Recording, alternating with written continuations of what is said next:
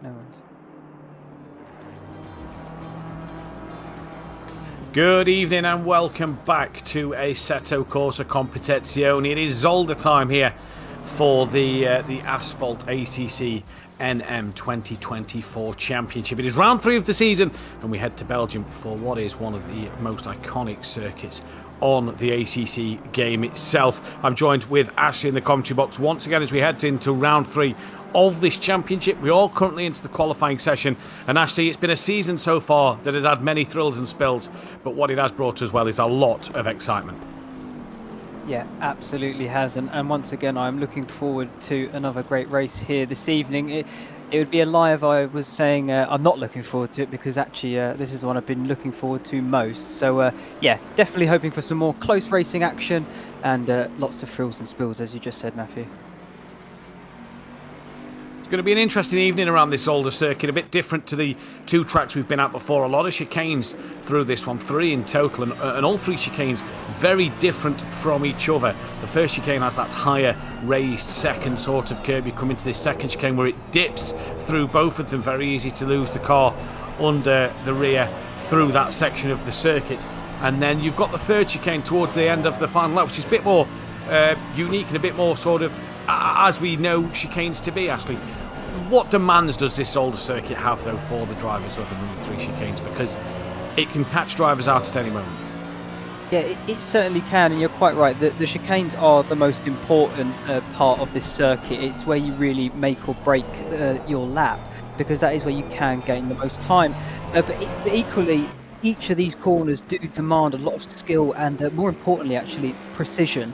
There's a couple of sweeping corners, particularly in that sort of first sector, and so you want to get it right where you want it, really, because that is the best line, and it's going to give you the best lap time as well at the end of it.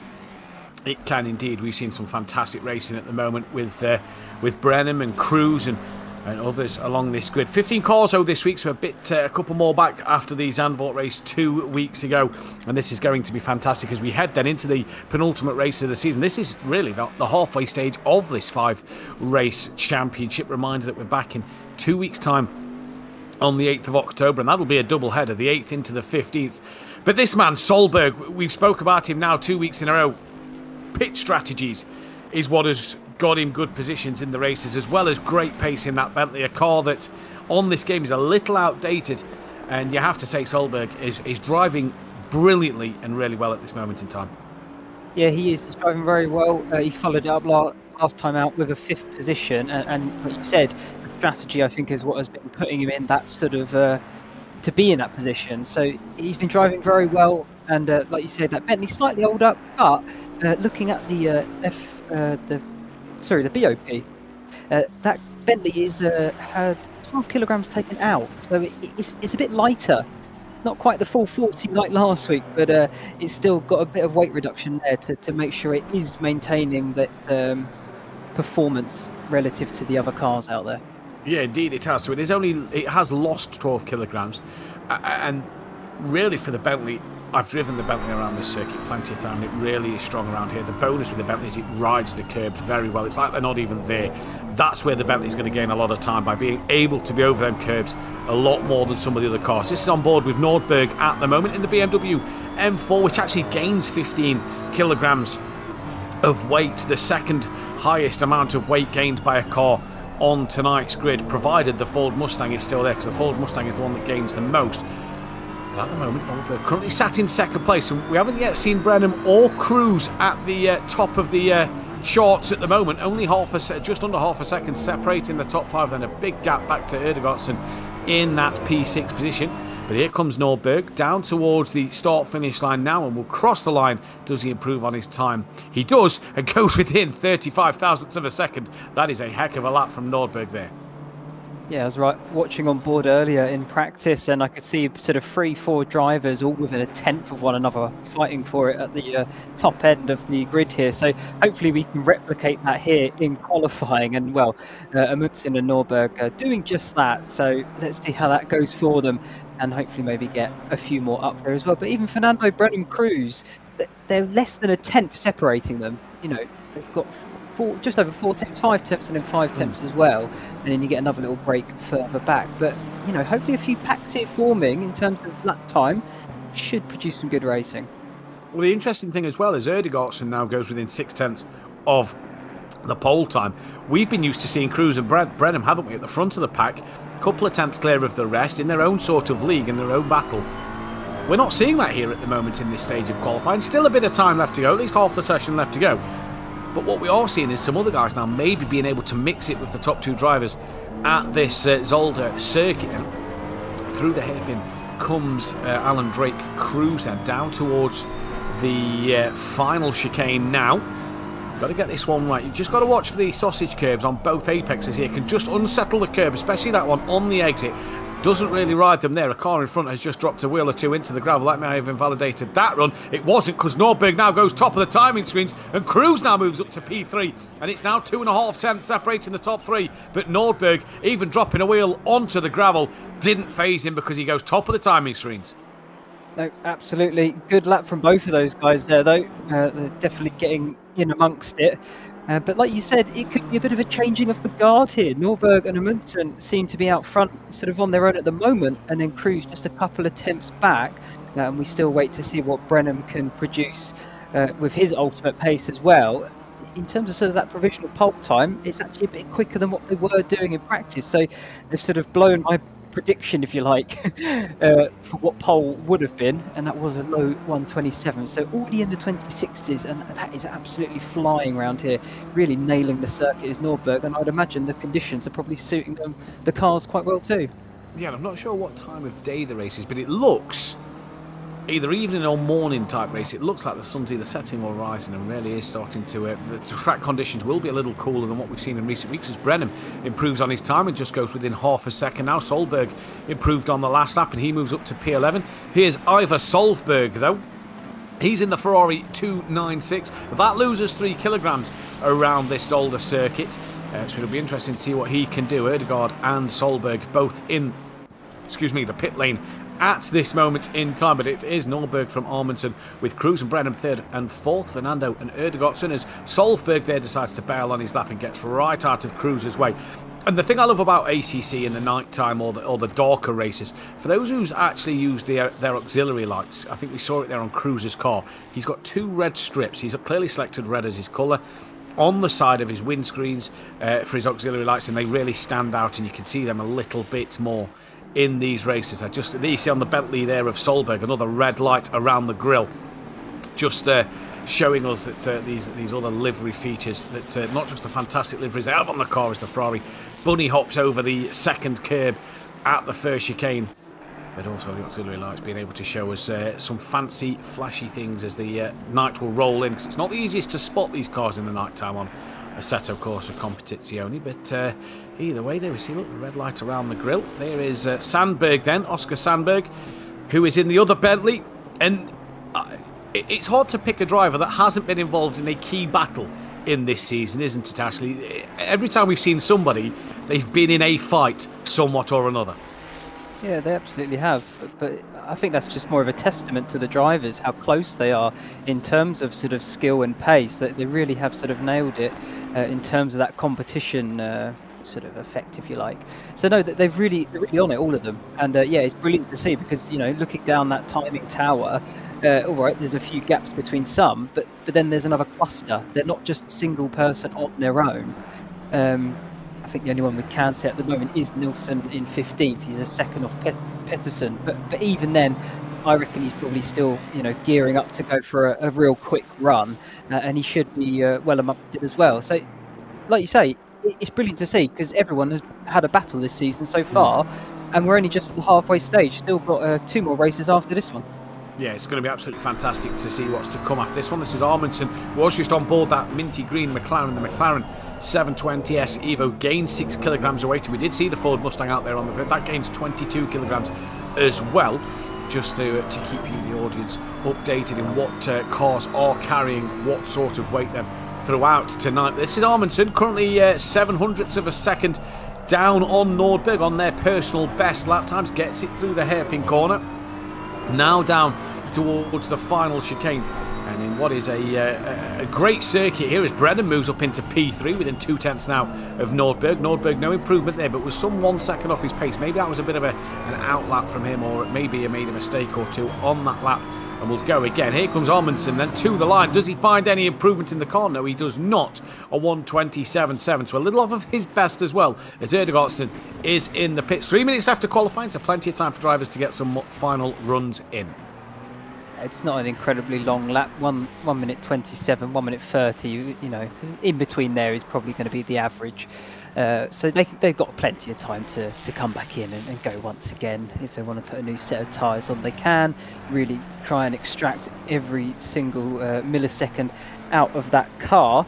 But, you know, I think setup-wise as well, though, like you mentioned it earlier, the curbs, they want to ride it. I think setup-wise, the cars really do need to be geared towards that, because those chicanes do... you do gain so much time in them. You really want to be on and over the curve, because that is the racing line. And I think this is where, actually, that the Bentley... You look at the Ford, you look at the BMW, two bigger cars as well, like the Bentley that can ride the curbs well. They gain weight. That is probably more because that they are a newer car, a newer model, so therefore a little better than the Bentley, which is a bit outdated. But the Bentley that only loses 12 kilograms, it's like we said, it's not as much as it normally loses, as Brenham now tops the timing screens by 0.07 of a second. And Nordberg will go again here to try and beat that lap time. But this is the thing. The Bentley's lost 12 compared to gaining 15 or 22 out of the Ford and the BMW. That'll be because of, you know, other things, such as, you know, its power performance or its turbo that it will run in the game based on the updates of the sim. So not just what the weight, how heavy the car is or what it's meant to be, but because it's a bit outdated on other factors is why it maybe doesn't gain the weight that the BMW and the Ford Mustang does. But all three of them cars, you'd imagine, will be pretty good over the curbs tonight. We've already seen one Ferrari, didn't we, hop over that first chicane and not really take it as well as he possibly can. Does that actually change the driver's perspective and lines into that first chicane? Ferraris, McLarens maybe got to take a tighter first part of the chicane, especially at the first one, whereas the BMWs, the Fords, the Bentleys can kind of straight line it a little bit easier. Yeah, you're quite right. I think they have to think about it, definitely, particularly in a race setting.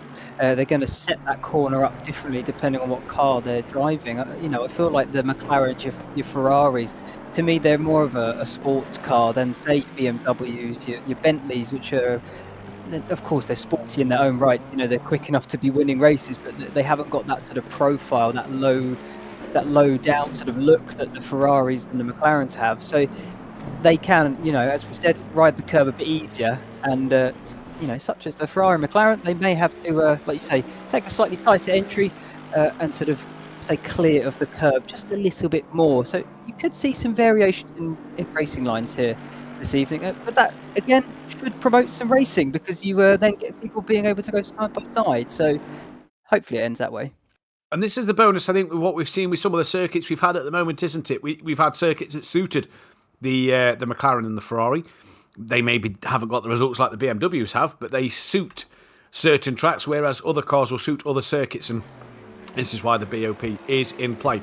We did see a clip there of Axel in the Mercedes-Benz. The Mercedes-Benz gains 9 kilograms. Not a bad car in its own right as well, a front-engine car that is going to try and maybe dip under at second to Brenham, who's managed to pip Cruz again in a qualifying session. And, well, you have to say it's again advantage Brenham over Cruz, especially in this championship fight. Then this time for Brenham, he's got cars between him and Cruz. Yeah, it's going to make the race a bit trickier. I think qualifying is done now, Matthew. So if anybody is on one final flying run, they've got to make it count now, because Brenham has set the benchmark. So can anybody respond? Axel coming now towards the final corner. See if he makes an improvement on his lap time. Currently 8th position at the moment. Looking pretty clean and tidy. That's good news. Yeah, using that little bit of that curb. Try and cut off as much of the corner as he can. And then up towards the line. What will it be? It's a slight improvement to 7th. Yeah, slight improvement up into 7th place then. So it is Brenham from Nordberg with Amundsen, your front three in this one then. And what a qualifying session for Brenham. Tight qualifying session. We could be in for a fantastic race. One thing we forgot to mention, there was that first section of corners. You got the left-hander of turn 1. You then got a section of right-handers coming through turn 2 and 3. which is really what makes this track different to others, doesn't it? It's got different sections all around it, and this is why we love Zolder. Absolutely. And we've mentioned the chicanes plenty of times now, but, and how they set the car up to ride them.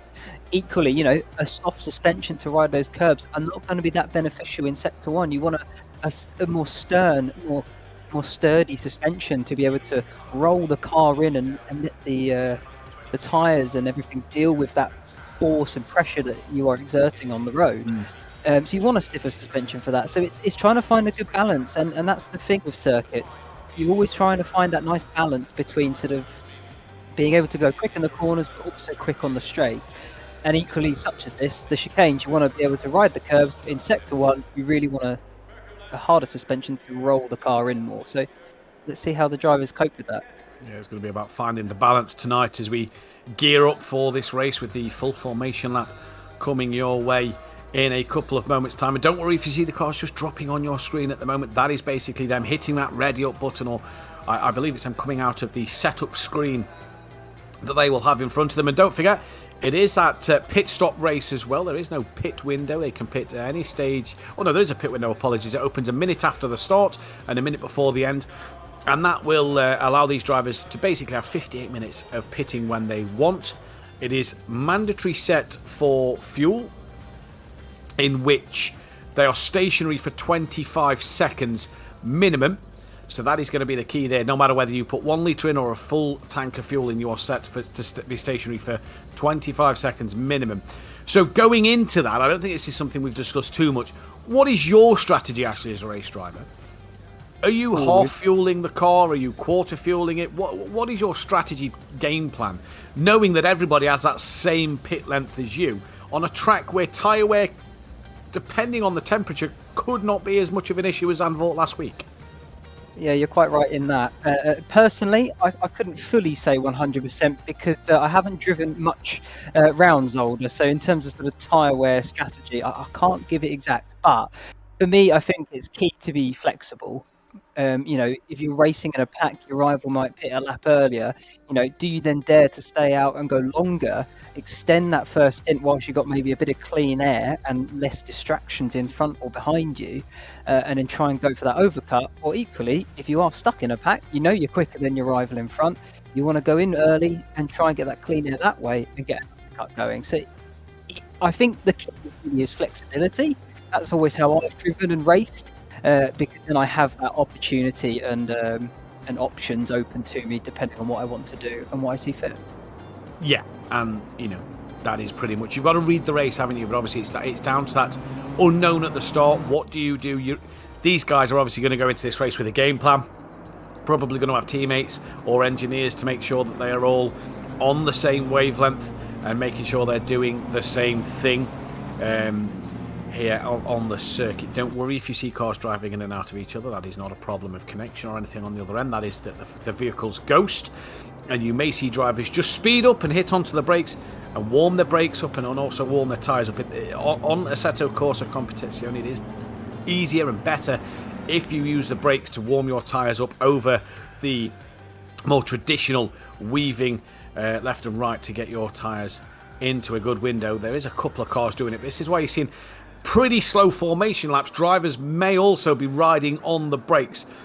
The interesting thing to note, and I'm not sure if this is something you're aware of, Ashley, is that drivers need to make sure they've got the correct brake pads on in their setup for the hour race. They've got 4 brake pads to choose from, and 4 is pretty much a sprint 15-minute, 20-minute / qualifying brake pad.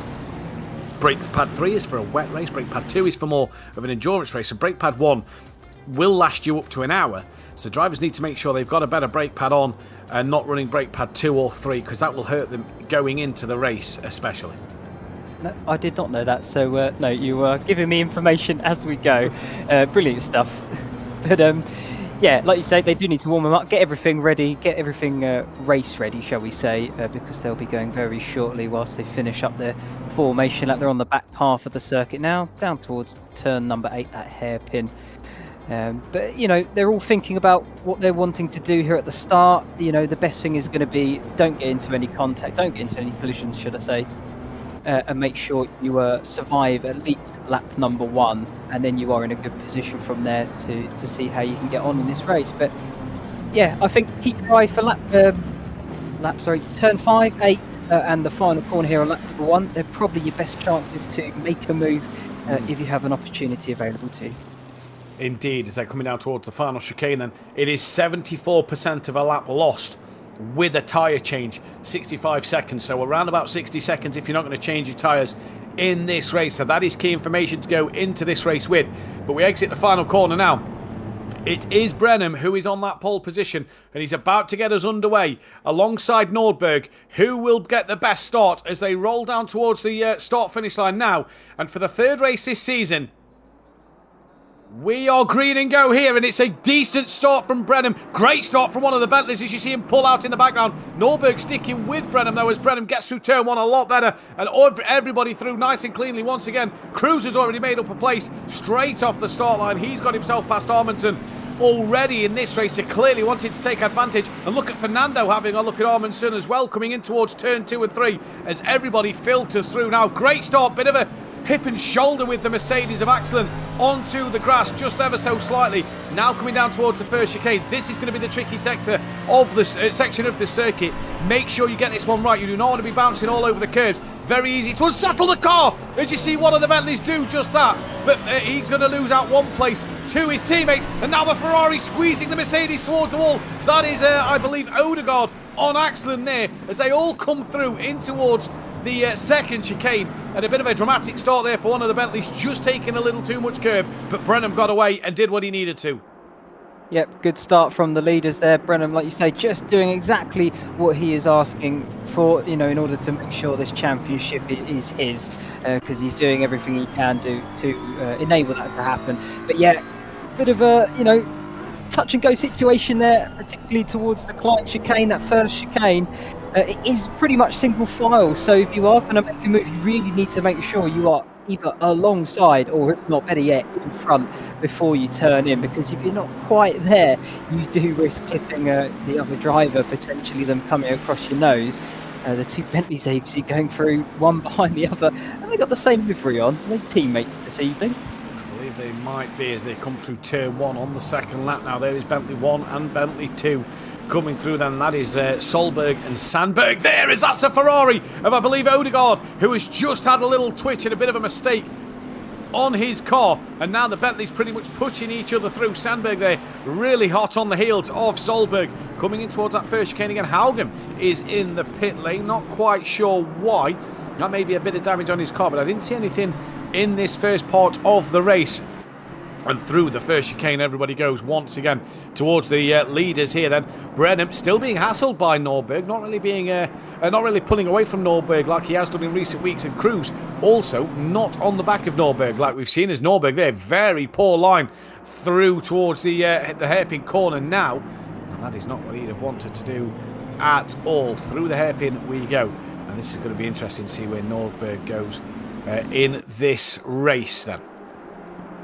Yeah, we're not seeing too many breakaways either at the moment. Of course, we've only just about to complete lap number 2, so still an awful long way to go. We've got the full hour yet, basically.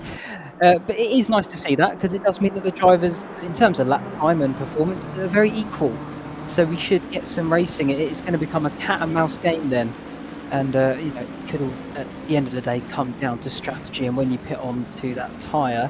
Haugen's still in pit lane there. Let's hope he does come back out onto the circuit and get back racing, but he is going to be a lap down now, which is a shame. But either way, we've still got 14 cars in this, plenty of action to watch unfold as we are currently riding on the board here with Odegaard, 10th position currently, and he's following Axelan out in front. Just dipped a wheel into the gravel. Won't unsettle the car too much though. But yeah, just waiting for not something to happen, but we're just waiting for potentially a move to be on. You can see them there through the first chicane, bumping and driving over those curbs. Indeed they are. As Cruz is P3 at the moment. He's currently trying to chase down Nordberg, but to no avail at the moment. Nordberg doing a cracking job of staying ahead of that of Cruz and really sticking to the back of Brenham as well. It's an interesting one to keep our eyes on here for the rest of this race. Brenham and Nordberg then pulling away slightly from Cruz, you'd say, in this fight at the moment as they come towards the end of the next lap. Only 4 minutes into this race, and there's going to be a lot of laps in this one because, like Ashley said earlier in qualifying, it is only a shorter lap than what we are used to, but 27's for the leaders. And it's interesting to see what lap times they're doing as they all come across the line now. Back down towards Erdegaard then. In that Ferrari 296, he's got Solberg just behind him in the other Ferrari 296 as well. This is going to be an interesting one today. Odegaard just looks a little twitchy for me at the moment, just seeing him a couple of times. His car looks a little unsettled, and I wonder actually if he hasn't quite got the balance right that he was mentioning earlier. Well, if he hasn't, it's going to be quite a long race for him because he'll be wrestling it the entire time. So we'll see how it unfolds. It could be fuel load that is potentially unsettling it. We don't know the full details of it, so we'll see how he gets on. It looks pretty good there through the Klein chicane as we now look forward to Odegaard Stewart, currently P6. That's a good race for him so far as they make their way through the Villeneuve chicane now, and you can see there the Bentleys still chasing one after the other, but there has been a bit of a gap from the top 5 now. You can see there the mint car of Fernando going through, and then you get a little break back towards these guys, 6th, 7th and 8th, all in a nice blue livery, all sky blue there. But yeah, last time round though, the front 5, Alan Drake Cruz is the only one in the 128s. Let's see what it is as they cross the line now. But it would seem to me he is a bit of one of the slower ones. But I say that as Norberg then goes to 128 and everyone else now in the 27. So yeah, it's a bit of back and forth. The interesting thing there for me was Allmanson was 4/10 quicker than Cruz, and we can see here from Fernando, who's just starting to lose pace to the top 4, is you've got Allmanson right up the rear wing of the BMW of Cruz then, coming in towards turn 3 now. And as you can see, look, there is Allmanson closer to Cruz and what Cruz is to Norberg. Brennan, by the way, starting to break away with a 27-1 last time around. So he is absolutely flying in this race. Solberg will probably be disappointed with how this race has started at the moment, because normally he's around that 5th or 6th position. Yes, he's 7th, but he's losing touch to 6th and has really lost touch to P5. And here is Allmanson we're on board with now. Look, just gaining closer to the back of Cruz ever so slightly as he comes through the Villeneuve chicane. And it is a, once again, BMW 1, 2, 3 and 4.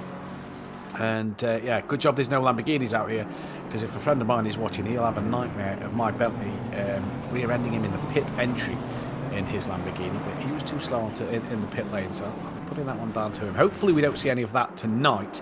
But I tell you what, we're seeing a different race, and I think this could be down to strategy, purely strategy in this one tonight. Yeah, I think you are pretty much spot on there. It's going to come down to, I think, a bit of patience as well. If you are following someone ahead, once again, it's another one of those circuits where there's not a great number of corners you can overtake at. As I said earlier, 5, 8 and 10 are probably your best chances, and all the others, you kind of need to go single file, because that is the quickest line, of course. But if you do go off that racing line to try and race with each other, you're going to lose time most likely. But there goes one of the Bentleys. Was it Bentley through? It was Patterson, yeah, in the Bentley. Yeah. In P13, Vestergaard has got past him as he tries to chase after Solberg. That is a third of these sky blue Bentleys. I don't think he's running the same livery as Solberg and Sandberg then. But yeah, just running wide out of turn 1, and so easy to do around this circuit. There's a couple of gravel traps that you can just push a little too far on the exit of one of the corners and find yourself dropping a wheel or two in it. He dropped all 4 in it there, and you just saw the momentum lost, as now, once again, look, Cruz is now ebbed on to the back of Nordberg, pulling away from Amundsen a little bit behind. So these 3 having a very interesting battle, while Brennan's not a million miles away up the road. No, one false move and that could all change quite quickly. Even Fernando, he's slightly off this little pack.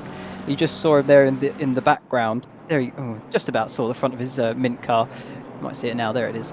But yeah, equally, any of these guys make just a small mistake, maybe clip over a curb just a bit too hard and heavy, and they will be put offline. They will lose time, and before you know it, they could be coming into the clutches of anyone behind. So you still have to be on it. As we said earlier, precision is going to be the biggest gainer around here. So you do really need to be on it. We've got sort of a quartet up front, then Fernando, then a four-way fight here, and Erdegaard, and then back to Salzburg and Vestergaard, who's in a little battle as well. But at the moment, it is Brennan leading from Nordberg, from Cruz, from Armandson, from Fernando, your top 5. As we're on board with Axlin in the Mercedes-Benz, the AMG GT3 car, I believe the 2020 version of the car. Just have the same name as the older one. But you just see Axlin there, just having a little peak, but not close enough at the minute. Now, really ride the first curb. You just see there, look, how bouncy that was as he hit that second curb. A little harder than he might have liked. Yeah, potentially. He doesn't want, like you said, he doesn't want to upset the car too much. But you can see there in the Villeneuve chicane, they absolutely cut it nicely, as much as they can, really, trying to straight line it almost to gain that lap time. And pretty much all of the cars shouldn't have an issue with that one because it is very flat. If anything, it dips down rather than up. So yeah, maybe that could unsettle it in a different way that could catch the drivers out. But either way, the cars should be able to deal with it quite nicely. As we look back on board here with Norberg, currently second position still. And we can see behind Cruz still very much in hot pursuit. And the top 4 here now, pretty much all setting identical lap times. There's not really much to separate them. Even Fernando, he's still not a million miles off. He's just a few tenths slower on that last lap. So, you know, slowly losing a little bit, but not a million miles away.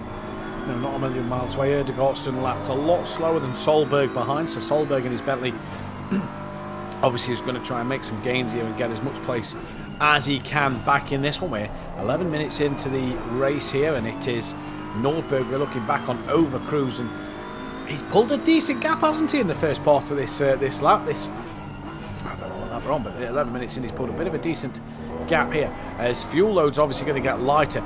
That's the place, though, the second chicane. For the viewers at home, you get 3 track cuts. On your 4th track cut, you get a drive-through penalty. The second chicane, you get too greedy on that middle curb, and that's the one that's going to really hurt you for a track cut. So drivers have got to be wary of that one as well, haven't they? And our race, and you just try and push that limit a little too hard, you're going to pick up a warning or 2. Yeah, you are. We were saying, you know, you want to cut all these chicanes, but you don't want to do it too much because, yeah, the warnings could be coming your way, and before you know it, if you do get a penalty, that is very much your race done and dusted. Back here, though, for the battle for P6, Odegaard's still leading it from the 2 Bentleys of Solberg and Sandberg behind. Axlin also in hot pursuit. But they're just biding their time. They're waiting for an opening to come up. Solberg looking pretty close to the back of Odegaard's Stuano, maybe trying to line him up into a certain corner. You're playing mind games in this sort of race because you want to try and force a mistake from your rival, and that normally means getting as close as you possibly can without making a mistake yourself, and just trying to force it. But, you are, and this is the tricky part about this circuit, isn't it? Is you are trying to make the move, try and open the door for yourself, but the nature of this circuit allows you doesn't allow you, to really force the door open. Like you see in there, where are you going to go at the first chicane if you're trying to stick a nose up the inside? You've got to be fully alongside, if not slightly in front, to get that job done. You are seeing, though, the strength of this Bentley over the curbs. Look at the first chicane, look at the second chicane. Solberg is really close up to the rear of Erdegaard. But on them straights, that McLaren, just being a newer car, is just able to have a better advantage. They get into the hairpin, pretty flat curve and a flat part of the circuit. Erdegaard's a little deeper than Solberg. Yeah, really good race so far. So the pit window has been open now since the first minute of this race. So really the end of lap 1, it has been open. And this is down with Nielsen currently in 14th place. A little off the pace of the other guys, but he's keeping going. And it's track time for Bjorn. That's the biggest thing. Yeah, track time is key because you get more comfortable with your car.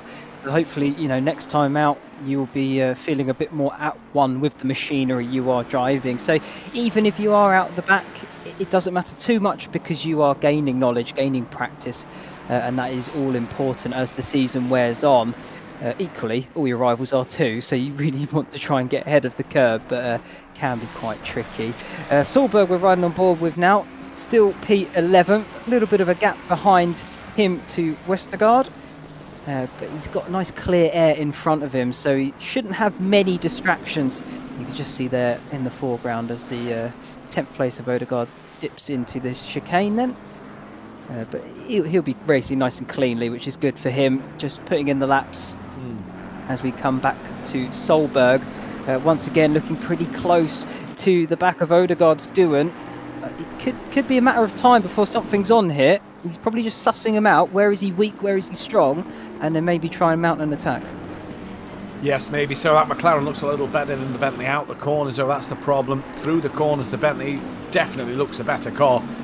Out the exit, it's definitely down to the McLaren. But that could all be a traction thing for these cars, as Brenham there, you're looking at lap times behind. Look, Brenham just losing a couple of tenths there to Nordberg and Cruz and to Armington. But all these top five, within that 27.6 to 27.9, really lapping at a similar pace. And cancelling each other out, aren't they, a little bit? Because these gaps aren't closing, and when they do close the next lap, it'll open back up just that slight little bit. Either way, I think we're in for that strategy race. I think we're in for a final half of the race when everybody's done their pit stops, where the battles may come to us, and we may get to see some overtakes happen out there on this Zolder circuit. So we're back with Erdegaardsten, who's just pulled slightly a bit more in front of Solberg, but Sandberg behind, look, you can see there, has the Jamaican, the Cool Runnings inspired Mercedes-Benz behind him. And Axel really on the rear wing of the Bentley, coming down through into the Villeneuve chicane. And Axel looks like he could be the man who's about to have a look at a move or two. Yep, absolutely could. We're still looking here, though, to Odegaard's Stewart, once again, just highlighting that Bentley's ability to ride those curves. Really can cut it quite nicely, and of course has that advantage. I think where the McLaren is strong, you said earlier, on the exit, and I think that's just purely down to power to weight ratio. You know, of course, we've mentioned that Bentley has lost some weight. He's gone on a little bit of a diet, taking some of those kilograms out. But like we say, older model of car, the engine's probably quite not as powerful as this McLaren, a bit more modern. And so the acceleration's just there. And that just means in the exit corners he's able to pull away and just create that gap and buffer where the Bentley can't do much about it. And so, again, it's going to depend actually as well on the driver's setup, the traction that these drivers will set up, and they can access their traction control and ABS settings manually on their wheel to change that. So again, if the Bentley's running a bit of a higher traction control than that McLaren, you know, it's just going to be a bit easier for him to get out of the corners and get better exits. Yeah, you're right, it could be that. And then that would affect tyre wear differently as well. So I think by the time people start thinking about pit stops is maybe when we might see a few more moves being made, because tyre wear will probably be a bit different. But he's looking pretty close to the back of him now on the run down to the Villeneuve chicane.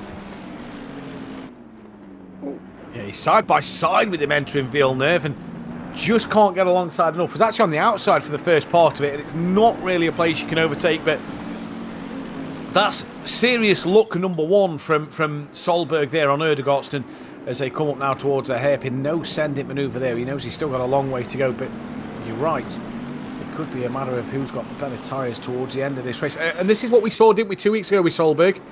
Pitted, looked like he changed tyres, had that bit of a longer pit stop, and then had them pressure tyres at the end, where if he didn't push too hard and make one mistake, could have easily have got a result there. You just saw Erdegaardsten just understeer a little wide out the final corner. This is going to give the Bentley a mighty run down the start-finish straight. And here comes Solberg. Has that inside line over Erdegaardsten. Can he hold it there? Erdegaardsten right around the outside. He'll then be up the inside for turn 2. And this is where Solberg now will try and maybe tuck underneath. No, he's going to try and hold it strong around the outside of turn 2. In towards 3 and 4 we go. Still together, it is still hammer and tong, and now the Bentley pulls in front. That is great driving from the pair of them.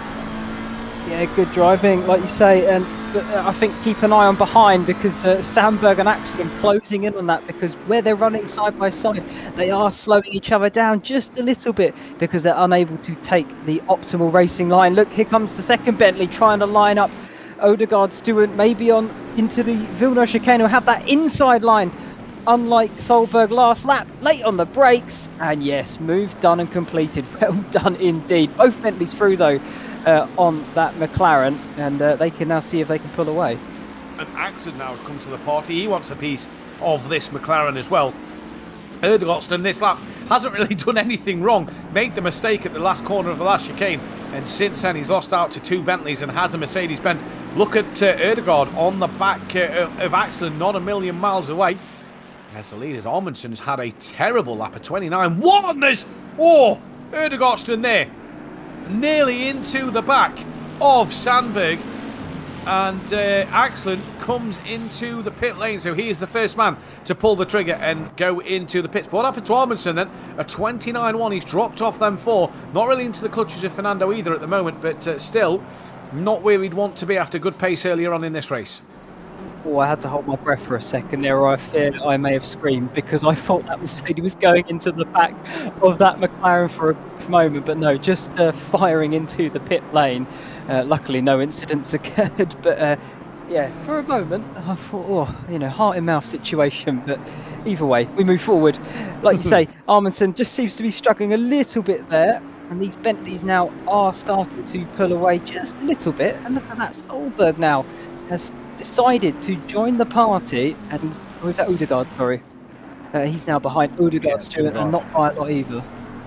No, he's right there as well, and yeah, what an incident that could have been at the final chicane as Erdogan just dropping a wheel over the curb onto the grass again. And this McLaren, well, it's not looking favourable at the moment, just seems to be struggling. And is this the Bentley coming on strong as the race goes on? 20 minutes in, we're starting to see it get even better and better. So 27's out front, and that's how long the pit stop is, by the way. Leaders top 4-5 now have crossed the line, and Axel has only just came out of the pits. Look, there is Brenham, so he's going to be receiving the blue flags, and that is how long a pit lane this is with the 25-second stop. Maybe if you've taken tyres 30 seconds, you lose, what was it I said you lose? You lose 74% of the lap, and he was that far behind. He was already a quarter of the lap behind the leaders that he's nearly been lapped. Yeah, that's quite huge actually. Maybe you can clear this up for me as well, Matthew. Do they have to move out the way for the blue, or is it the rule where, you know, beware, leader behind, it would be courteous if you moved? I think that is league dependent. For me personally, so hopefully we can get some clarification on that. I think that's league dependent. Another league that I bring on ACC, their rule is bog standard blue rules. Move out the way, please. 3 corners, otherwise you get a penalty. Obviously we're safe to do so. Other leagues do run it more of the sort of endurance type of you as the lead car have to do the lapping of others. So yeah, interesting one. We did see though Axel there go a little wide at the hairpin to allow Brenham to come through. Now if you're Nordberg or Cruz, knowing that, or maybe Cruz there now that Nordberg's behind Axel, would you maybe have thought, right, let's undercut here, try because of a bit of traffic to get the jump over Brenham and Nordberg? I don't see why not. You don't lose anything from doing it, because I think you're going to come out in a nice bit of clean air. The reason why I mentioned the blue flag actually is now Axel is having to pull over and get out the way of the leaders. If anything, it's not done him any favours. He's going to be dropping further time, because these guys behind, they're still at full racing speed. They're not being held up by each other really.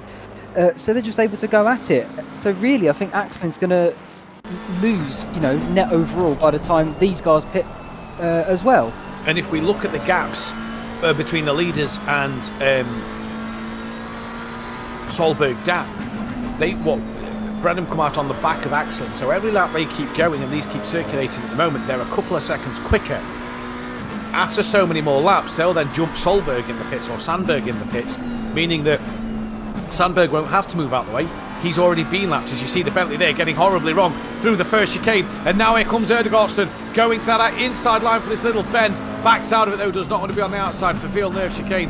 With the Bentley getting all out of shape. So yeah, the more laps the leaders keep doing, they're going to jump these on the pit strategy in terms of lapping them if these was to pit before the leaders, just because of the fact they're a bit quicker out front than what these guys are behind. As you see now, Erdogan is with Erdogan as well in this little trio of a battle.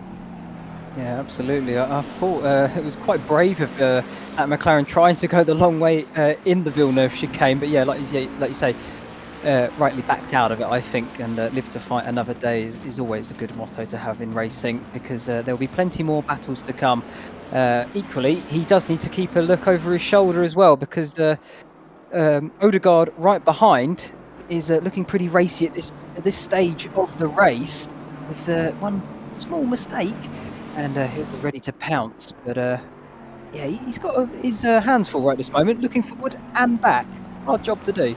Yeah, he's got a hard job to do, and he's got to make sure he's doing it to the best of his ability. I'm just trying to go through the information we've got, and I can't see anything to do with blue flags in this at the moment. So, yeah, not 100% sure on the blue flag rule.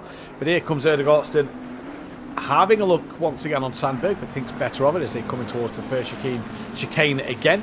And this time the McLaren was the one who was bouncing through it and got that a little bit wrong for himself. Yeah, he'll suffer a little bit from that. Maybe we'll see how that pans out for him. But back up front, Amundsen here, currently P4, and right up behind the 12-year-old shoulders of Alan Drake Cruz, still in a very respectable P3 on that podium. The two out front have just created a little bit of a gap between them, a bit of breathing room.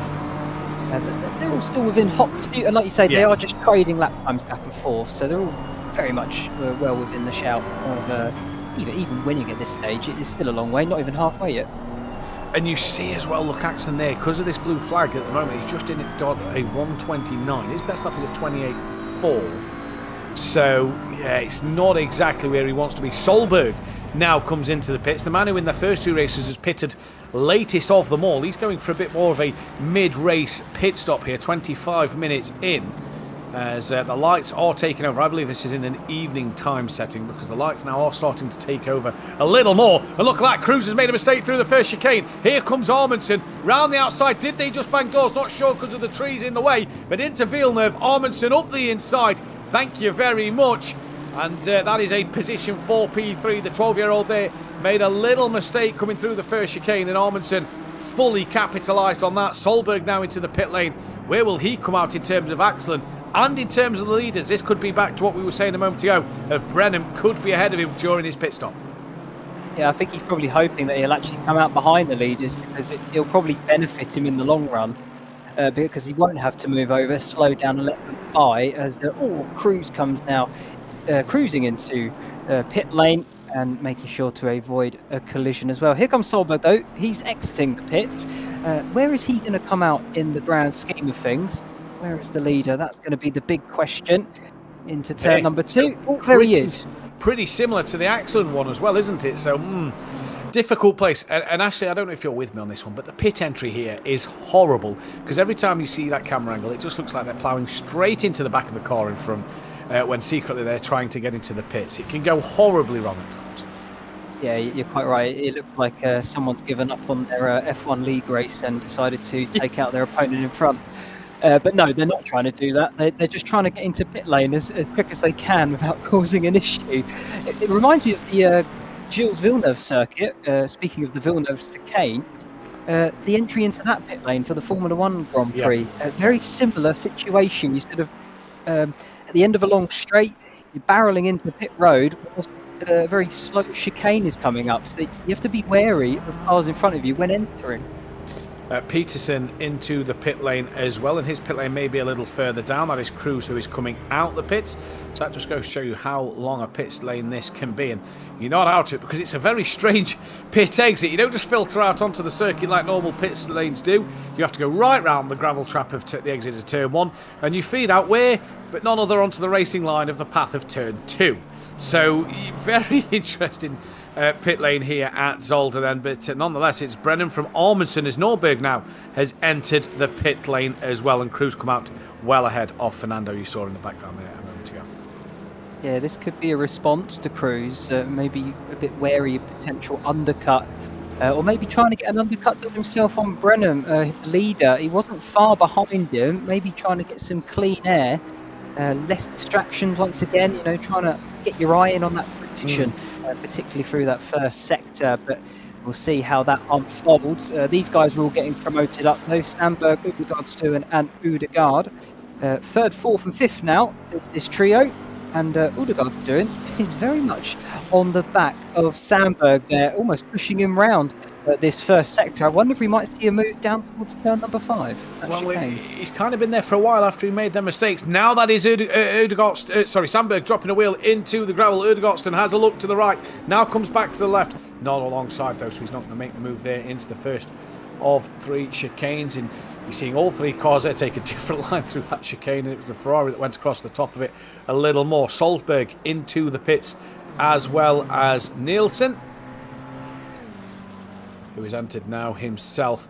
Fernando and Cruz being promoted, as is Solberg and Axel, probably Petson will come up. Where did Nordberg come out ahead of Cruz? So he's pretty comfortable there with that one done. If we can, if we're able to go on board with Nordberg, just to see if we can see where Cruz is. That's a brilliant shot. There is Cruz in the background. Wow, so that gap is extended from Nordberg. That is a brilliant pit stop from him. Yeah, that's good racing from him, really. Tactical mind clearly on those shoulders, because he has nailed it to perfection. As Amundsen now comes into the pits, we'll have to see how that where he ends up coming back out in regard to Norberg and Cruz. Probably more Norberg though. That's where he would want to be, but he was fighting Cruz just before the pit stop phase. So he had just got ahead of Amundsen Cruz. So yeah, going to be an interesting one. But that gap looks bigger than what it was before the pit stop. So where will Amundsen fit out in between? Erdegårdsten now into the pits. He's probably looking for that undercut over Sandberg then, as I believe, I'm not sure who that car was leaving the pit lane. But either way, it was Nielsen. There we go. Thank you very much to our producer there, as Cruz now P7. Fernando just behind him. Where is Amundsen, who's apparently out of the pit lane? So he's on his run look out towards the race circuit now. I believe that was Nordberg who has just gone through. There he is, yes. So wow, big jump for Nordberg, but a big jump for Amundsen over that of Cruz. Did Cruz take tyres then and cost himself an extra 5 seconds in the pit lane? Could be something that's happened here. We haven't really discussed the tyre options here, because in my mind I was thinking they're all going to stick with the one set and just and fuel the car up, but it is an absolute strategy you can do. You know, it's only 5 seconds extra and you may gain quite a lot in terms of overall lap time. As Brenham now in pit lane, they've all seemed to have gone for this halfway mark, so no real sort of variation in strategies from these guys, but it does shake up the race a little bit, because, you know, it concertinas in a way, and then it stretches itself out in others. Until they've all done and finished, it'll be hard to tell where they are. Yeah, indeed it will. Sandberg then leads from Erdegård from Brenham, and this is on board with Vestergaard then, who now goes into P3. Brenham is down in P4, so Nordberg over Brenham is going to be the fight to watch. Here is Nordberg. Brenham, the benefit for him, I believe, when we saw him pull up into his pit box, was he is on the very end pit box. Yes, look, he's out the pit lane, so he's coming down that little route now towards the circuit. He'll be somewhere by them advertising boards, and there he is. Now look, he's appeared from the pit lane, and through he goes to take the lead with a huge gap now over Nordberg, proving here that maybe the overcut works a little better. Yeah, it could well be the case. If that is the case, though, Sandberg and Aldegaard and Westergaard would be the ones going for it, because they still have yet to make that pit stop. So we'll have to keep an eye on them, see what they're doing. But they are fighting it out. You can see here, Sandberg being followed very closely by Aldegaard down towards the hairpin of turn 8. Crew 9 they go towards the chicane. Will we see one of them come into the pits? I wonder. No, they seem to still be going round. Aldegaard having a little look down the inside, maybe trying to find his brake marker point to make sure he does get into the corner as best as he can, but still following Sandberg just for the moment. But we have got a Bentley leading this race. How exciting is that? We have again, and it's normally the Solberg Bentley, but this time it's the Sandberg Bentley. Nielsen's back into the pit lane. He's just came out again, so not sure what's happened to Nielsen there. Maybe he didn't do the required pit stop. Through comes Sandberg with Erdegård on the back of him then, trying to take as much places as he can. Now don't forget, they was battling with Solberg and Axel before the round of pit stops kicked off, where Axel had an early pit stop. So this is going to be interesting to see where these guys come out the pits in where these guys, when these guys pit, where they will come out in relation to Solberg over everybody else. But at the minute, it's been a great little race here, and it's just been the mind games, hasn't it, of the strategy. You have to say, Brenham's jumped Nordberg and Amundsen an absolute dream, and they've jumped Cruz by a country mile as well. But I think Cruz could be on that fresher tyre, and It's going to be how much these tyres drop off, isn't it? As Solberg, the other Bentley, who was running rather well, he was leading against these guys earlier in the race. He's into the pit lane. Yeah, I don't quite know what's happened there. I'm just looking at his lap times. He set almost the fastest lap of the race last time out, and now he's in the pit lane. So I don't quite know what's gone on. I think, maybe he's serving a penalty because he seems to have gone straight through and he's already on exit. Interesting. Did he just get a drive-through penalty? So now, would that have been for a track limits? I doubt it, because normally a speeding in the pit lane is normally a stop-go penalty, whether it's 10 or 30 seconds. I'm wondering if he's just been a little too greedy on the curbs through the second chicane. Either way, back to Erdegaard then and Sandberg, your leaders in this race provisionally at the moment. Yet to pit all the top three. Erdegaard there getting rather greedy with the curb at turn 3, down towards turn 4 and 5 we go. Brennan, you're seeing there, look, lapping in the 28 zeros, 29 for Norberg, 27.8 for Amundsen. What is Cruz going to do? 28.6. Not great from a couple of them guys in front. No, not at the moment. My mind's actually looking at the traffic though in front. We mentioned it is a short circuit. It's only 4 kilometres long, or 2.49 miles. But that does mean that traffic could become a bit of an issue for these guys. They're the leaders now. This is Sandberg. They're gaining onto the back of Solberg. Yeah, and they're gaining onto the back of the car that was in this fight before he pitted. So that shows you what that is. Now, hello. Solberg. Is that Solberg coming into the pit lane now? I'm not too sure. It is definitely in. Oh no, it's Erdegaardston, sorry, who was in this fight. It's Erdegaardston now who's into the pit lane. Oh, he's got damage. That's bad damage on the front of that McLaren. You can just see his headlights are blinking. That you've got some front end damage there. His bonnet's slightly detached from the bumper. He's going to be in the pits there for a while. That will be pretty much the end of his race. Erdegaard then and Vestergaard go into the pit lane. And this is Amundsen, who's pretty close to the back once again of Nordberg. So Sandberg will probably be able to keep that over Erdegaardston and a few of the drivers in this race. The drivers just started to make a few errors, but you have to say as well, I wonder what happened to Solberg, because that was penalty drive-through, had to be, because he straight in, straight out. Yeah, it had to be something like that. I would love to have known what happened to Erdegaardstuen as well, to pick up such damage that he had on that car, because like you say, his race is pretty much done and dusted, but hopefully he'll stick to it and keep going. But once again, he'll be down and at the back and could be a bit of a back marker in this race. So just to shake things up once again as we ride back on board here with Sandberg, still currently your leader.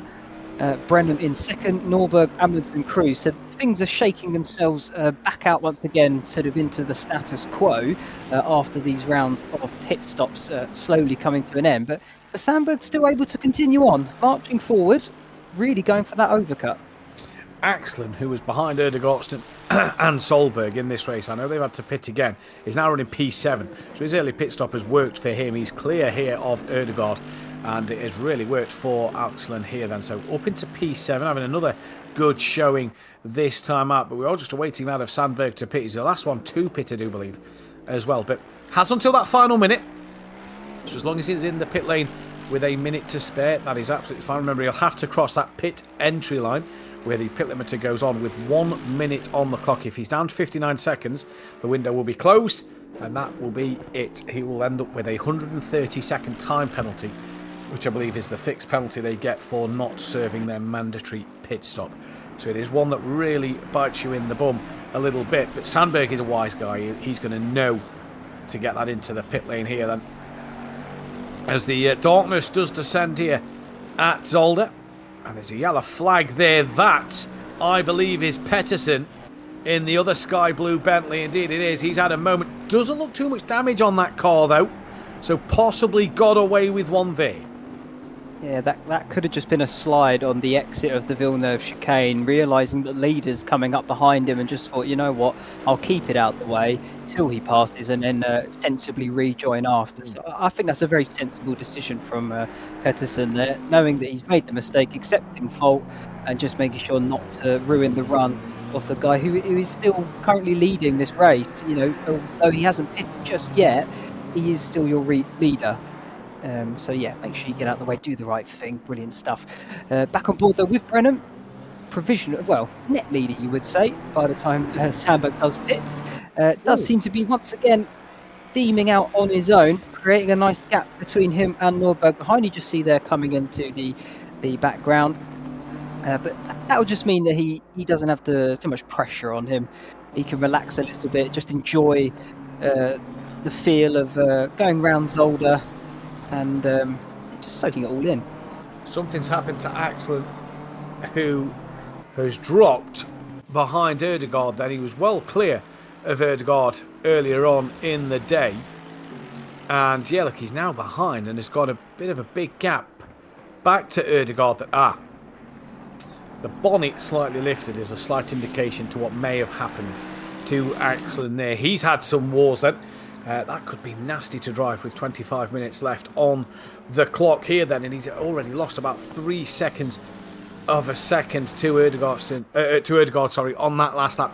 Just want to point out, by the way, Brenham at the moment is lapping 2 and a bit seconds a lap quicker than Sandberg. He's only 22 seconds off the back of Sandberg. This is going to be an interesting one to keep our eyes on, because so far, if Sandberg goes till the very, very end, he could become a nuisance for Brenham in terms of playing that game, because he won't be obliged to get out of the way, don't forget, he won't be being blue flagged. No, he won't. He will be racing in 4th position, so he has every right to sort of defend and or attack if he does get overtaken, and try and take that position back. But I still think it's not going to come to that. I reckon he'll be pitting in before then. If he doesn't come in soon, I fear you're getting into the realms of... Apologies, Ashley. Armidson's in the pit lane from net P3. Car looks absolutely fine. He's got to have underfueled. Or is this a penalty to his name? I think this could be a penalty. Let's see. Does he just fire on back out the other end of pit lane?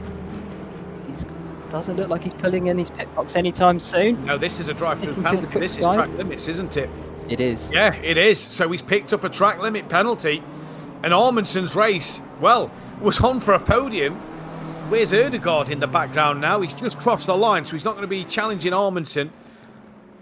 But Armidson there was on for a good podium, you know, take points away from Cruz, and now he finds himself sat behind Fernando and not close to the back of Fernando. No, he's got it all to do now. If he can try and get onto the back of Fernando, that would be good news, because then he will be able to regain at least one position. He's got 19 minutes left to do it. Bit of a way to go, so there's still a chance. But yeah, making his evening just that little bit harder. That does raise the question. That's 2 people now we've seen come through with penalties for track limits. Will we see any more? How many drivers are going to be on that 3rd warning? And that's going to be the biggest question you're going to ask yourselves here, because you can have that 3rd warning. The minute you get the 4th, that will trigger the drive-through penalty. So we've had Solberg. We've now had Armidson. Is there going to be time or room for anybody else? And the warnings don't clear. They stick with you for the entire race, so pitting doesn't get rid of them. So Sandberg still leading the way, gap now 17.7 seconds to Brenham. And you have to say, Brenham's starting to take chunks. That's 5 seconds in the last 2 laps he's took out of Sandberg. And Sandberg doesn't really look like he's interested in pitting anytime soon. He doesn't, does he? Maybe this is the part of his strategy, just to see how many people pick up penalties. All right, he's going slightly slower per lap. But if he's playing it safe, making sure he doesn't get any violations of track warnings, see how many people pick up a penalty, and then just pit sort of towards the end, last possible moment if you like, splash and dash, and just pick up whatever's left. Yeah. Could be. Yeah, could be the way to go. Solberg's gaining on Axel, that is 6 seconds, and that is purely Axel's damage on that Mercedes-Benz car. Look at that. Fair play for still going. Clearly doesn't want to lose too many places. He's going to try and finish as high as he can with that front end damage. He's got to his name there then. But Armidson 56 seconds off the lead of Sandberg. And that is huge, because the pit stop, I believe, for Sandberg coming his way is about 60 odd seconds. It was 60 seconds if he doesn't change tyres. So Armidson 56 seconds behind. That is going to be pretty close, depending on pace over the next couple of laps. Yeah, absolutely. And we've seen 2 drivers pick up damage now. That's still a factor that weighs on the minds of these guys, because it can happen, especially where you are abusing those curves so much. It can unsettle the car quite easily if you take it just a bit too wrong or a bit too harsh, and that's it. Before you know it, you're trying to snap reaction, and you could end up losing the car into the wall. Obviously not ideal. But Solberg last lap, he was about a second and a half quicker than Axelan. So yeah, that damage really hammering the performance of that Mercedes, and I think it could be a matter of time before Solberg catches up and tries to make a move. Well, there we go then. Solberg to the line. It's 27.9. Jeez. He laps quick after his pit stop, doesn't he, in the Bentley? And he's nearly, again, he's 1.2 quicker than Axelan in front. Sandberg as well, open that gap up to 57 seconds to Amundsen. Just, getting it close. At this stage of the race, Sandberg is not thinking tyres. He's in. So he's into the pit lane. He's not thinking tyres at this stage of the race, because there was no point wasting 5 seconds with 15 minutes left on the clock. You may as well get in and out as quick as you can. And there could be a P5 in this race for Sandberg here. It's going to be an absolutely interesting fight to see where he comes out the pits over Amundsen at the end of this race. So Brenham retakes back the race lead. Norberg goes into second, and Cruz will promote himself into third as he comes across the line now with 22. Not seeing Cruz at his outright best tonight, have we? And challenging Brenham all the way. No, it's a shame, because I would have liked to have seen it once again, because this young man has really been challenging what is turning out to be the championship leader and man to beat of Brenham. And he's the one sort of been pushing him and making sure that he's been at his absolute best at every race so far. And it's a shame, because we know this young man has such talent at such a young age as well. It is very, very impressive indeed. And so, yeah, it's a bit of a shame. But at the same time, third place, you're on the podium. You're still picking up very good points indeed. And ultimately, I think at this point, just making sure you do pick up as many points as you can, because there is still 2 races to go. Anything can happen. Anything can happen. And I'm a little confused at the minute as to what is happening. Amundsen is now registering as 11th. Now 12th. That'll be why. There you go. That will be why. I was wondering where he was going to be in terms of Sandberg. Well, Ødegaard got ahead of Sandberg as well, and Sandberg came out ahead of Axelan. Amundsen is stationary, pulled off at that's the final chicane. So that's an interesting one for me. That looks like a little bit of a moment for himself where he's pulled off to retire the car, because I'd have assumed that if it was for fuel, he'd have probably tried to sneak back to the pits a lap or two earlier. Yeah, you would imagine that would be the case, but it's hard to say. We don't really have that information privy to us, unfortunately. But looking back here at this battle that is about to probably unfold, Sandberg did come out in 6th position, not far behind Ødegaard in 5th, but he has got Axelan and Solberg for company, and those two are very close behind there. As Amundsen still on not the apex of the corner, but just on the little off-road there. This is where I think we could see some good racing in the latter stages of this race now. These guys are going to be battling for position very soon, and it'll be interesting to see who comes out on top. Yeah, and Solberg, who's been kind of the best of the rest out of all the drivers in the top 5 or 6 in recent weeks, is now the man who's trying to hunt down another 2 places to be in that top 6 once again. But it's Sandberg ahead of Axelan, ahead of Solberg. Axelan, though, carrying big damage. You fancy Solberg to get past Axelan within the next 2 or 3 laps in this race. And Munson now has got back to the pit lane, and Nielsen back in as well. I saw him drive into the pit lane, so maybe some damage towards his car at the back of the pack. But Amundsen has returned to the pit lane. I don't think he is driven in from where he was, and the leaders 27.7s for the pair of them, and that gap is separated by just under 6 seconds. Fernando here then, P4, going well, just keeping it consistent.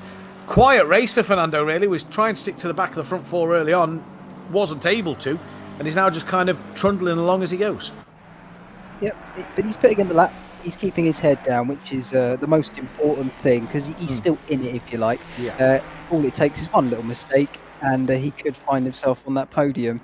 But he's doing everything he can do, and that is all you can do. So fair play to him, and he is still in a good position of 4th. We're looking back here currently at Solberg now. He is chasing Westergaard for 9th position. Seems to be only just over a second between these two. We'll keep an eye on that one as it unfolds as well. And Solberg has now gotten past Axlin, so he's up to 7th, Axlin down to 8th. Yeah, there we go. Axton's damage just hurting him too much in this race at this stage of it. So Solberg is ahead. Solberg has just passed Pettersson. I believe that has been a change on the timing screens there. So for Solberg now, he can head after Sandberg. And they're not a million miles away from Erdegaard with just over 10 minutes remaining in this race. It's going to be a fascinating one, as there is Solberg in P10. And there is Pettersson in P11. Just been lapped by Norberg, that is, as well. So far so good in what has been rather one of the quieter races out of the three so far. Yeah, it has. You're quite right. Not much we can do about it, unfortunately, but they are still all going at it, which is the most important thing. There's a lot of bergs, and they all begin with S as well. It gets all jumbled up in your mouth there, doesn't it, Matthew? So it's been quite fun trying to pronounce this all this evening, especially when they're fighting on circuit as well. Just add a little bit of fun and spice to the session.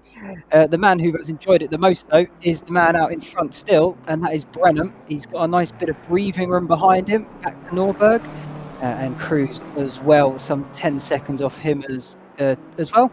So, yeah, he's kept it calm, clean and comfortable, hasn't he? That's all you can really want. Yeah. All the C's, and doing his absolute best, as he has done every session so far. And it looks like he's champion-elect at the moment. Can't wrap the championship up tonight, but it's hard to look past Brenham this season. He's not really put a foot wrong, has he? But I think the only time he's not led anything was the first qualifying session of the season, which went to Cruz, and after that he's not looked back. He's been P1 in the qualifiers and the races all the way through. This is Solberg then gaining on the back of Sandberg, so a battle of the Bentleys, some British machinery going at it here at Zolder. Two very different lines there as Norberg sets a personal best lap of the race. Erdegaardson gets past Pettersson, and Pettersson gets repast Erdegaardson down for 11th and 12th. This is the fight for 7th and 6th. Solberg, we're on board with Sandberg just ahead of him. And the question's going to be, has he got 5 seconds over Erdegaard to maybe clear Sandberg as quick as he can and chase down Erdegaard at the end of this race, put him under a little bit of pressure and maybe force him into a mistake? Well, looking at the last laps of both of these guys set Solberg a second quicker than Erdegaard, so if he can dispatch Sandberg quite quickly, then there's an absolute chance that he could get up to the back of him, and we may see a move on the final lap. But he does need to get past Sandberg and get past him soon in order for that to be a reality. As you see them crossing the line now, lap times, Erdegaard's upped his pace actually there, and he's on level with Solberg, so he's responding. That could make life a bit more difficult, but one car at a time. Solberg still following Sandberg here, both in same machinery, so you would argue it's a level playing field, and it's going to come down to a bit of grit and determination, I feel, because it's been proven it's quite hard to overtake around this circuit. Elbows out, you get the feeling at one stage of this race, but Solberg, like you say, following Sandberg still. This is looking back from the Bentley then of Sandberg in this race. And one thing we forgot to mention as well about the tyres, we're saying about the wear of the tyres. Let's not forget the temperature of the track. Night is clearly descending in this race, so it will be getting cooler from the first hour till the end of this race. It's definitely getting cooler, the track, as it goes towards the night time here. And Solberg there very well not to be in the boot of the Bentley in front of him. Yeah, don't want that, especially at this point now. You've got just about 8 minutes to go, 7 minutes to go. Don't throw it all away. That's all I would say. Try and keep where you are if need be and pick up good points.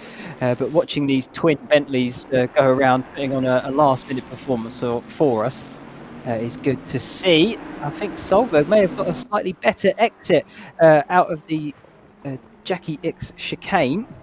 On the run down towards turn number 1, though, very difficult to get alongside and make a move. We've only seen it once here this evening, and I think even then that was quite a rare showing. But through this first sector, it is very much single file. You really want to focus on getting that turn number 4. It's coming up now. Get an all-important exit and try and get a good run down towards turn number 5, and that's the chicane.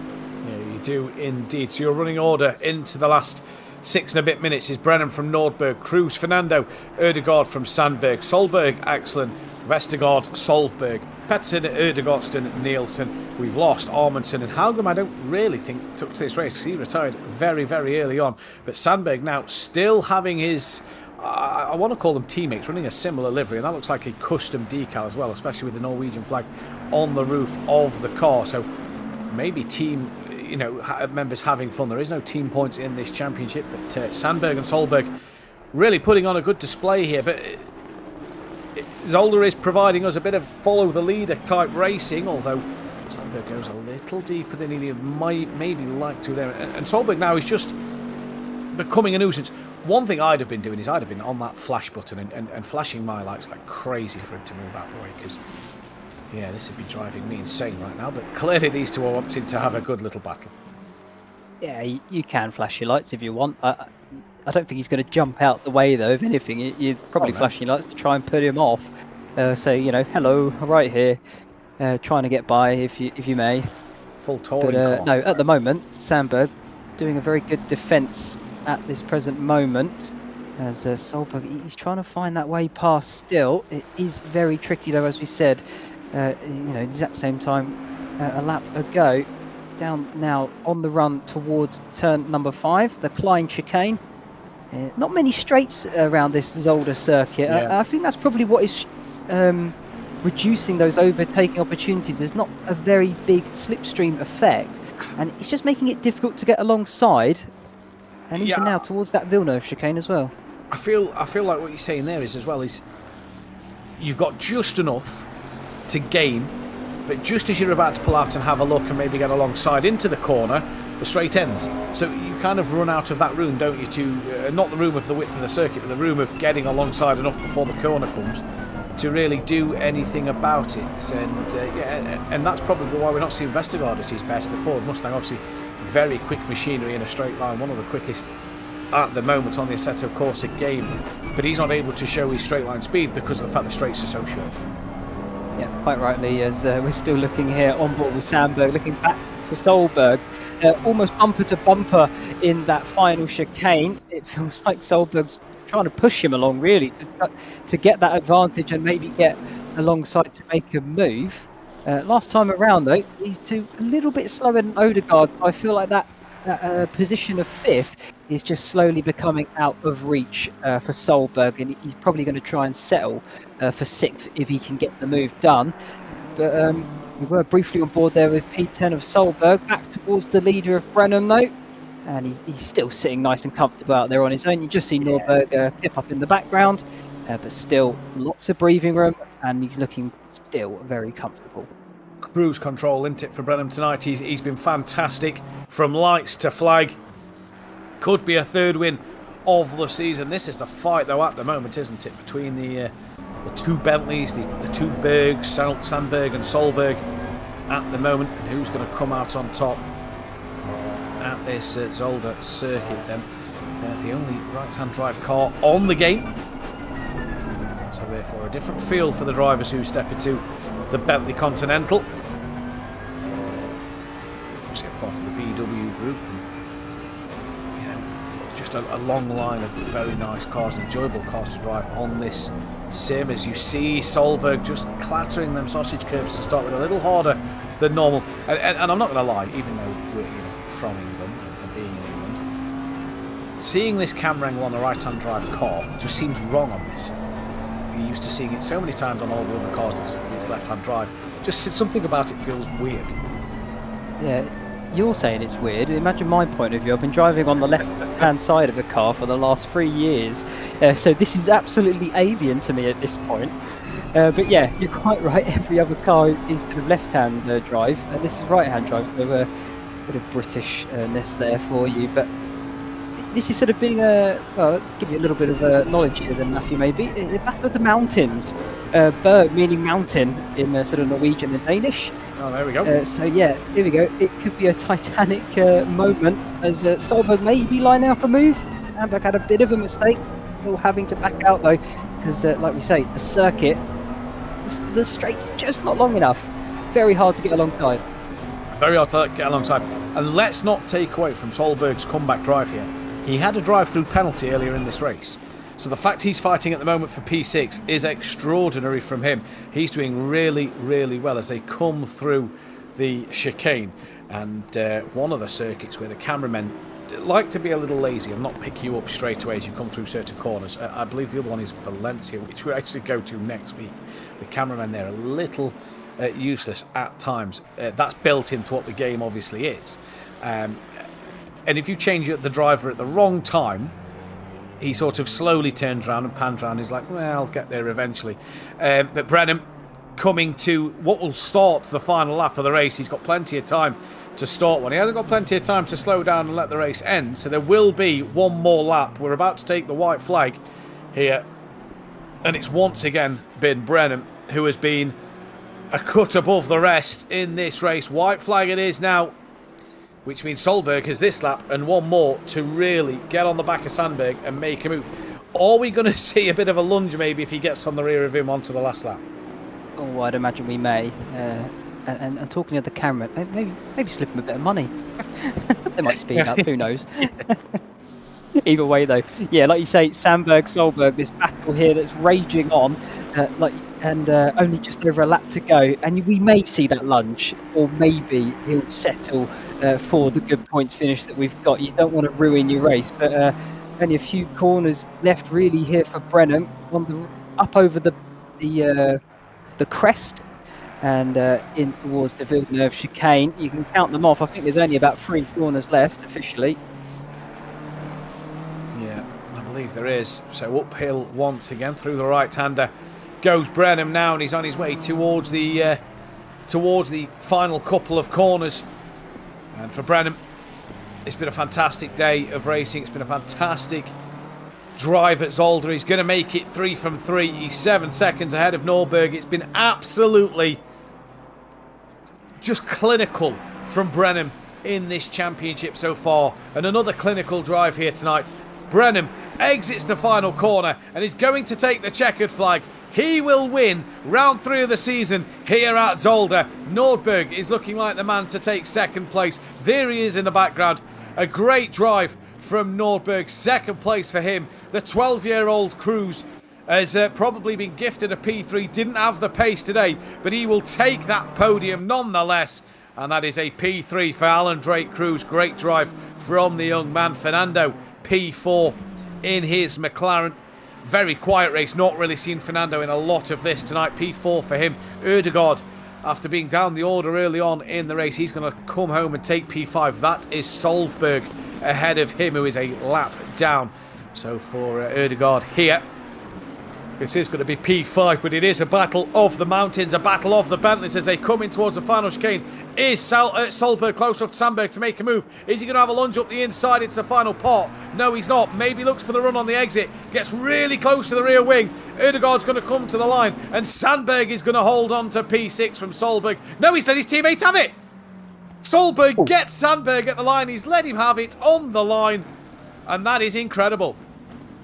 Yeah, that's got to be a team play there, hasn't it? You know, for the championship. Solberg has been the better driver so far as Axelin crosses the line in that stricken Mercedes. Here comes Westergaard now ahead of Solberg for 9th and 10th. That Ford Mustang, it didn't do too bad, but I don't think the lack of straights suited that car. Yeah, I will agree with you there as well. But that was a fantastic Zolder. And once again, really, Ashley, that Brennan has really, shown us how it is done. It's clinical from him at this stage. And with 2 races of the season left to go, Valencia and the Red Bull Ring, you feel now that Brennan's got one hand on this title.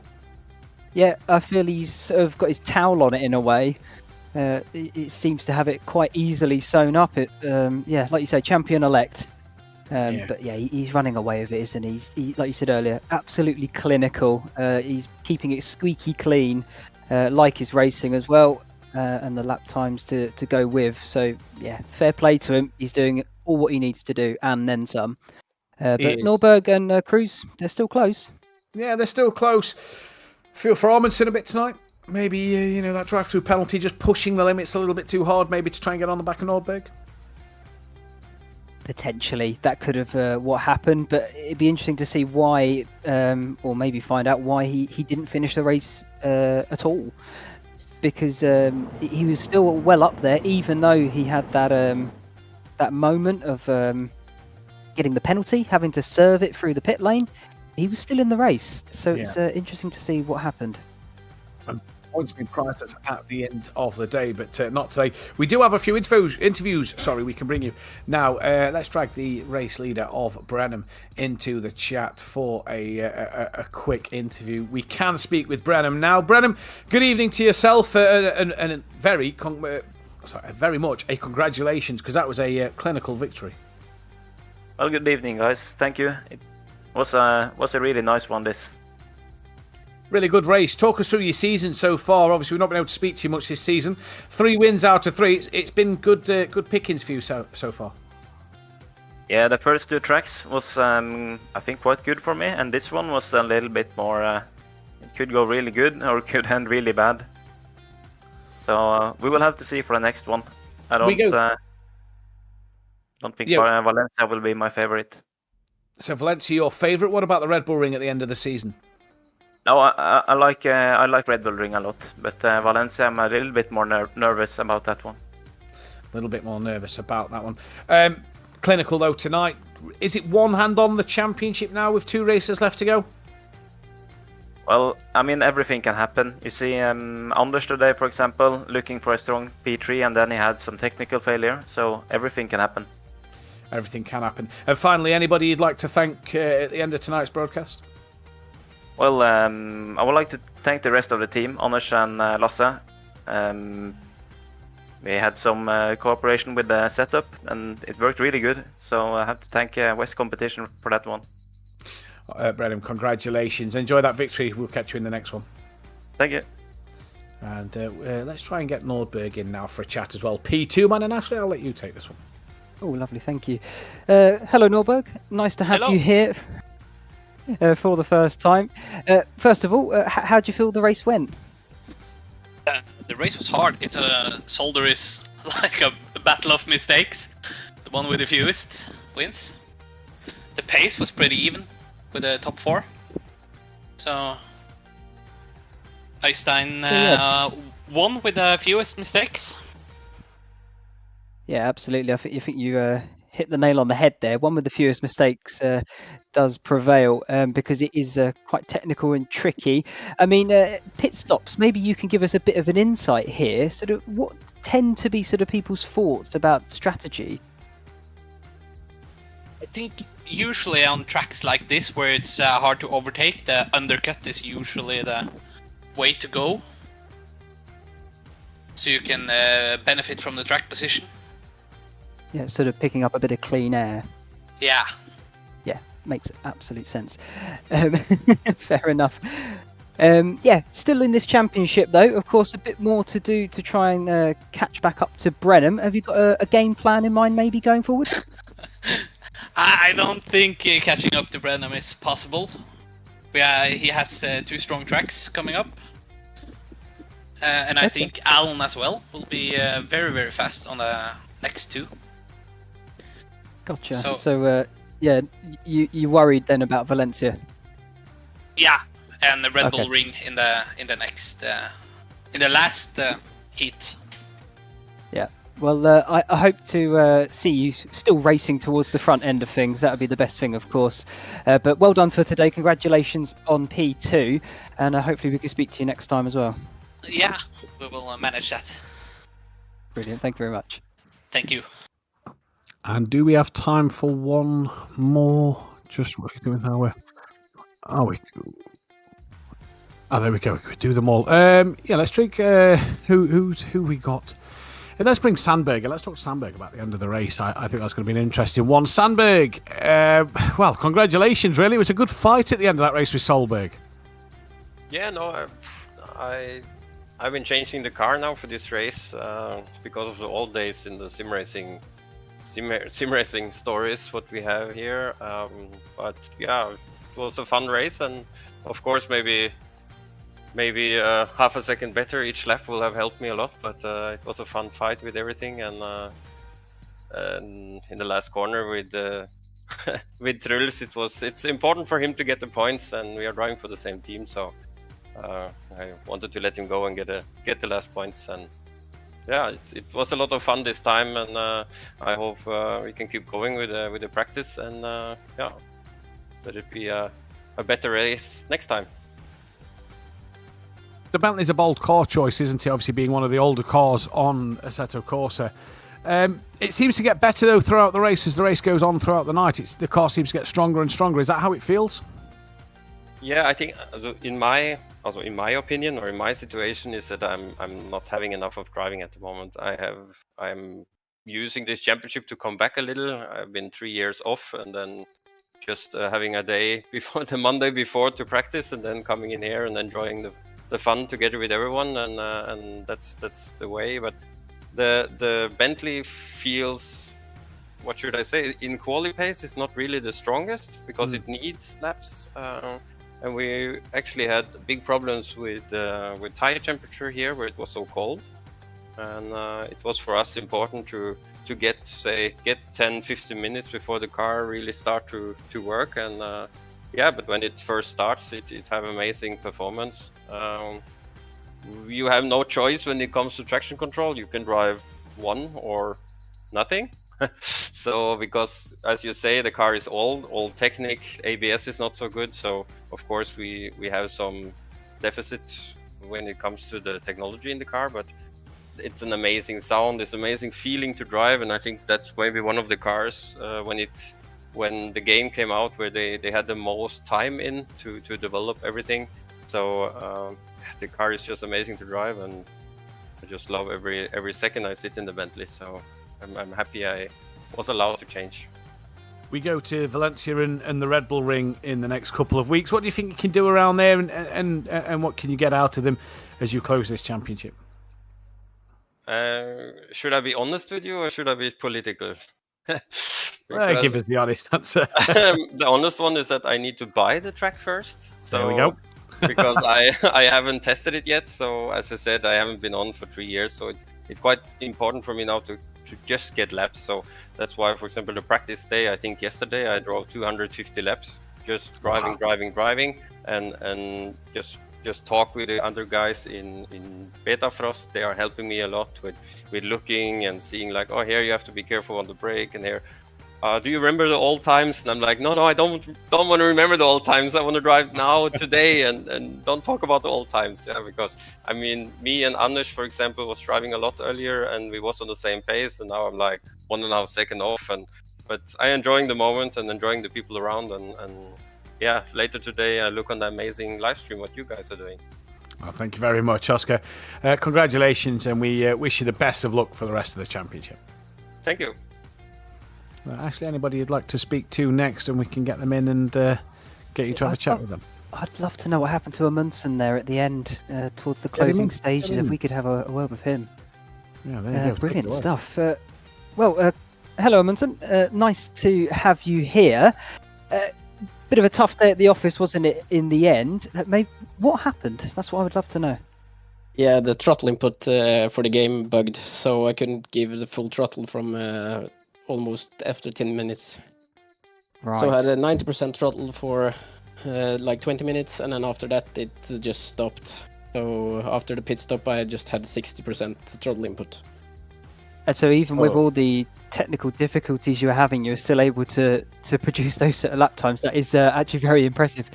Yeah, so I was a bit annoyed because I was losing 3 to 5 tenths a lap. So I knew I had the pace, but I was unlucky here. There was a bug in the game for some reason. I haven't had that problem before. But yeah, it happened. So I just quit the game, joined in again, and the problem was gone. It's typical in those situations how you resolve these things. It's a real shame because you were looking on for some pretty good points. Well then, looking towards the next 2 races, are you feeling confident? I think that was going to be fun for the next races. It's more tracks for, I would say, tight racing and overtakes. So I think that's what's hopefully going to be spicy for the next couple of races, together with the BMWs here, and a little bit more fighting than it has been in the past rounds. Yeah, absolutely. I mean, yeah, looking forward as well. What are your sort of expectations for this championship? I'm not 100% sure where you are, but where are you hoping to finish? The goal was P3 at the moment, maybe top 3, but after this round, it isn't any drop round, so if top 5 may be possible after this one. So I have to climb on for that for the next 2 races. Yeah, absolutely. But going well nonetheless, which is always good to see. So no, unfortunately today didn't quite go as planned. It's one of those things. But good luck for the future, and I hope to see you a bit further up towards the top end again. Thanks, mate. No worries. Let's get Alan Drake cruising. So I'm very interested to speak to the young man, 12 years of age, 20 years younger than myself. And I have to say, he's drove phenomenally well this season. Alan, just talk us through your goals this season, because you've driven really, really well for such a young age. Yeah, thank you a lot. Yeah, I think it's going pretty well. Justin has performed amazingly, no mistakes, amazing pace, and to force him into a mistake is actually a miracle to even do that. So, yeah, very fast driver. A very fast driver. Not the best pace from yourself tonight. Wasn't able to get that second place that we've seen you be fighting for this season. But we've got 2 races left, Valencia and Red Bull Ring. What's the goals for them and the goals for the rest of the championship?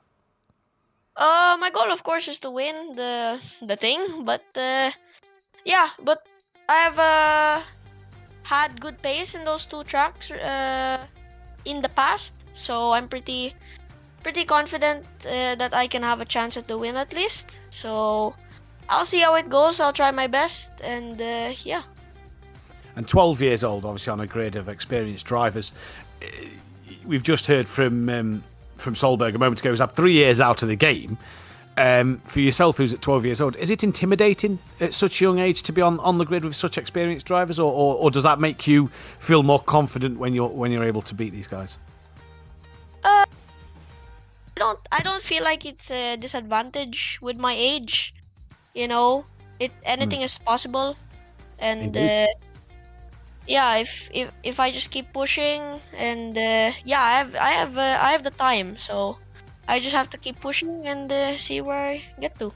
See where you get to. Well, Alan, it's been a pleasure this season to commentate on such a quick young driver, and nice to finally speak to yourself as well. So best of luck for the rest of the season. Anybody you'd like to thank at the end of today?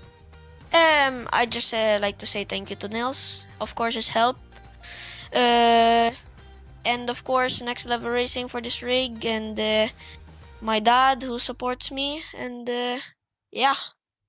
No. There we go. Alan, congratulations once again, and best luck for the rest of the 2 races. And thank you so much, sir. And thank you for commentating. No, you're more than welcome. Pleasure. And that was Alan Drake Cruz there. And I believe we only have Fernando left to go. So, Ashley, we'll let you end off with Fernando here, who's had a pretty quiet night, to say that. Yeah, lovely. Yeah. Sorry, Fernando. Go on. No, you can start. No worries. That was that's heartwarming. That was. But yeah, Fernando, to yourself, you finished there in a 4th position. Good position as well. You sort of slowly been working your way up the grid, race after race. So how are you feeling after that one? Really good. Definitely really happy with that race. Of course, I gained some position because of Amundsen getting tracked like driver and the problem he had with his throttle. But yeah, still really happy. Definitely more than I expected into the race because of I'm like the cars in front, the top, maybe top 4, top 5 is usually have been just that one step ahead with pace. So it's hard to expect me actually being on the same level as them. But now I didn't get any track limits, and Amundsen got any tech problems. But I'm really happy. Yeah, you say you not necessarily amongst them, but today you absolutely were. You were sort of trading lap times between them, keeping with them. I mean, what sort of ultimately led you to just drop off that little bit and fall back just sort of into a race of your own almost? Not the worst position, but just sort of racing against yourself almost. I don't know really. I know this Zolder, I'm usually fast here than at least the other tracks that have been in this championship. So yeah, that could be maybe some of it why I've been more competitive this race. But yeah, I really don't know. No, that's okay. I thought I'd ask. Maybe you had an insight to it, but nonetheless. But you do seem to be improving week after week. It seems it's moving further and further up. So surely that's a nice confidence boost going forward to Valencia. Yeah, definitely. Also, Valencia is a track I think, at least, I'm also good at, like Zolder. So hopefully I can keep going with this and maybe top 5, 4. I don't know. Yeah, well, hopefully we'll see you fighting up amongst them once again, because I do like looking at that lovely mint coloured car you have. So no, good stuff. And well, congratulations for your result today. Thank you. Lovely to have you here and chatting with you as well, getting a insight into all the drivers' minds. So hope to speak to you again in a few weeks' time as well. Thank you. Bye. And that there was the driver interviews. Oh, we've just got Erdegaardsten just jumped in, so we can grab one last quick word with him as we are joined now by Erdegaardsten, who a very eventful race for yourself, but it wasn't to be tonight, just that bit of damage at the end of the race. Yeah, so my qualifying went very well, 6th place I think, so very happy with that. And the first half of the race went pretty alright, followed my teammates in Better Frost. But then when I went to the pit, I didn't really... Yeah, I don't know where my head was, so I didn't engage the pit limiter and then got us the drive-through. And then I managed to jump over the curb in the first chicane, and then I spun and took some damage, so yeah. And it was a good fight, really, wasn't it, in the first half of the race that you was having with the Bentleys especially. So just a shame at the end, really. Yeah, absolutely. It was a very nice battle at the start. Exciting, very fun. So yeah, a shame. How's your championship been so far? Obviously, we're seeing improvements from yourself week after week. How's it going, and where do you hope to be finishing at the end of the season? Joining the championship, I set a goal of finishing in the top 10.